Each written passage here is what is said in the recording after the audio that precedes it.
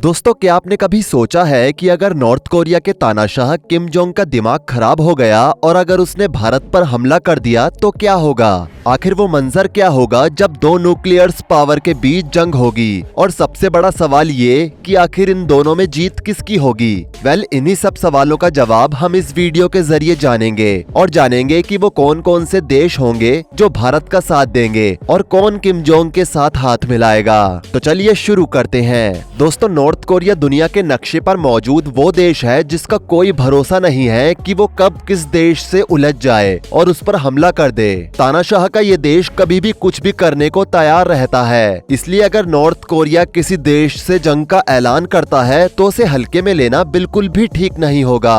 वहीं अगर ये जंग भारत से हो तो सबसे पहले दोनों देश अपने समर्थन के लिए अपने साथी देशों को चुनेंगे। तो ऐसे में सबसे पहले ये जानते हैं कि आखिर वो कौन से देश होंगे जो इंडिया का साथ देंगे। तो इसमें सबसे पहला नाम आता है अमेरिका का। अमेरिका इंडिया के सबसे अच्छे दोस्तों में से एक है, जिसकी वजह बायलैटरल ट्रेड के साथ कई दूसरी बातें हैं। वहीं ये बात भी दिमाग में रखनी चाहिए कि नॉर्थ कोरिया से अमेरिका की पहले ही नहीं बनती है। यही वजह है कि आए दिन नॉर्थ कोरिया अमेरिका को धमकाता रहता है। वहीं पॉसिबल है कि इस हाइपोथेटिकल जंग में दोस्ती निभाते हुए रशिया भी भारत का साथ दे। वैसे भारत के जितने अच्छे संबंध इजराइल और फ्रांस से हैं, उतना ही ज्यादा ये देश नॉर्थ कोरिया को खटकते हैं, इसलिए ये देश भी भारत के साथ आने में ज्यादा देर नहीं लगाएंगे। वैसे यहाँ गौर करने वाली बात ये है कि अगर नॉर्थ कोरिया और भारत आमने सामने आते हैं तो नॉर्थ कोरिया के आसपास के देश भी भारत का ही साथ देंगे, जिसमें सबसे पहला नाम है जापान, जिसे नॉर्थ कोरिया के ऊल जलूल जैसे कामों से सबसे ज्यादा खतरा है। इसलिए एशिया में दबदबा कायम रखने के लिए जापान भी भारत का ही साथ देगा, क्योंकि जापान भी जानता है कि अगर नॉर्थ कोरिया को यहाँ पर नहीं रोका तो अगला निशाना वही होगा।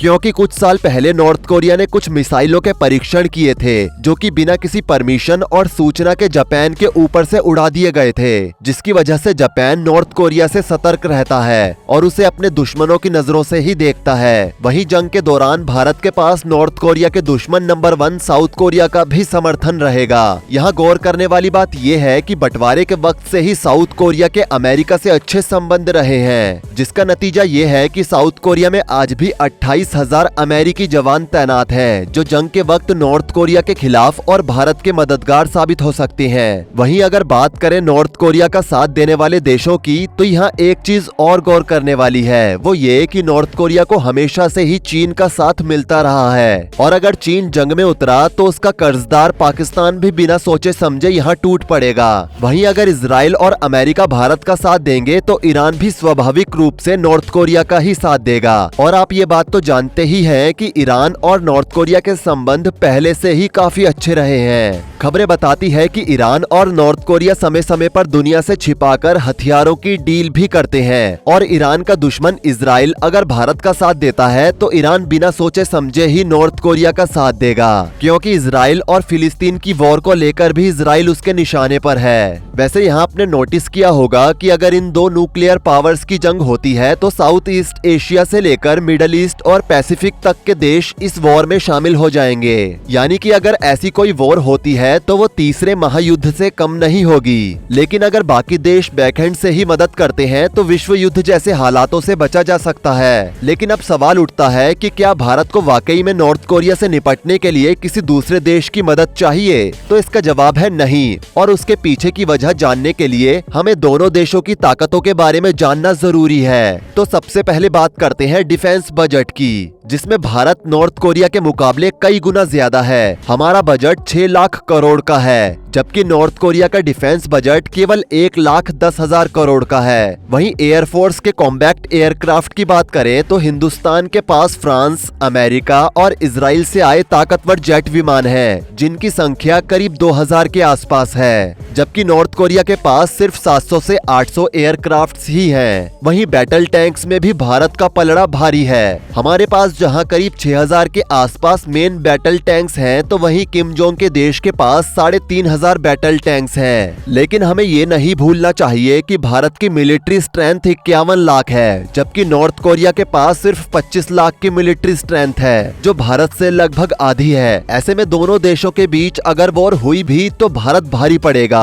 लेकिन भारत के लिए जो चिंताजनक बात है वो है नॉर्थ कोरिया की ICBM यानी कि इंटरकॉन्टिनेंटल बैलिस्टिक मिसाइल, जिसमें सबसे बड़ा हथियार है हवासोंग 17, जिसे दुनिया की सबसे बड़ी रोड मोबाइल मिसाइल माना जाता है। और इसकी खास बात यह है कि ये 15,000 किलोमीटर तक हमला करने की ताकत रखती है। इसके अलावा समुद्री ताकतों में तो 71 सबमरीन्स के साथ नॉर्थ कोरिया का पलड़ा भारत के मुकाबले भारी नजर आता है, क्योंकि भारत के पास अभी सिर्फ 16 सबमरीन्स ही हैं। वहीं नॉर्थ कोरिया के पास 5,000 रॉकेट लॉन्चर्स भी हैं, जो सिर्फ 290 रॉकेट लॉन्चर्स वाले भारत के माथे पर शिकन ला सकते हैं। लेकिन अगर सबमरीन्स के बल पर नॉर्थ कोरिया आंख दिखाना चाहेगा तो उसे ये नहीं भूलना चाहिए कि भारत के पास 2 एयरक्राफ्ट कैरियर्स भी हैं। वहीं इस मामले में नॉर्थ कोरिया की जेब खाली है। इसके अलावा भी हमारे पास 15 फ्रिगेट्स, 20 कॉर्वेट और 11 डिस्ट्रॉयर जैसे नेवल एसेट्स हैं, जिसका मुकाबला करना नॉर्थ कोरिया के लिए इतना आसान नहीं होगा। साथ ही भारत के पास AS-80 यानी एंटी टैंक सैटेलाइट मिसाइल्स भी हैं, जो दुश्मनों की मिसाइल को हवा में ही ध्वस्त करने की ताकत रखती है। लेकिन एक बात जो बिल्कुल साफ है कि इस जंग की शुरुआत भारत तो बिल्कुल नहीं करेगा, क्योंकि भारत उन देशों में से है जो फैसला बहुत सोच समझ कर लेता है। साथ ही ये बात भी ध्यान में रखता है कि किसी भी देश से उसके संबंध ना बिगड़े। वहीं नॉर्थ कोरिया के साथ ऐसा बिल्कुल नहीं है। नॉर्थ कोरिया वैसे ही बाकी देशों से कटा हुआ है, जिस कारण उसे कोई फर्क नहीं पड़ता कि उसके बारे में दुनिया क्या सोचती है। खैर, इसका ये मतलब नहीं है कि नॉर्थ कोरिया हमला करेगा तो भारत हाथ पर हाथ धरे बैठा रहेगा, क्योंकि ये आज का भारत है जो पहले के मुकाबले बहुत अलग है। ऐसे में अगर कभी नॉर्थ कोरिया अपनी औकात से ज्यादा उठता है तो भारत न्यूक्लियर हमला करने से पीछे नहीं हटने वाला है, जिसकी किम जोंग दूसरे देशों को सिर्फ और सिर्फ धमकियां देता रहता है। वहीं अगर बात इतनी आगे बढ़ भी जाती है तो नेटो से लेकर UN की फोर्सेस भी भारत का ही पक्ष लेंगी।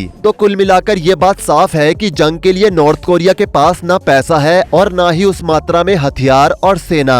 वहीं अगर कुछ देश नॉर्थ कोरिया की मदद के लिए आगे भी आ जाते हैं तो उन पर UN की तरफ से भी काफी दबाव रहेगा।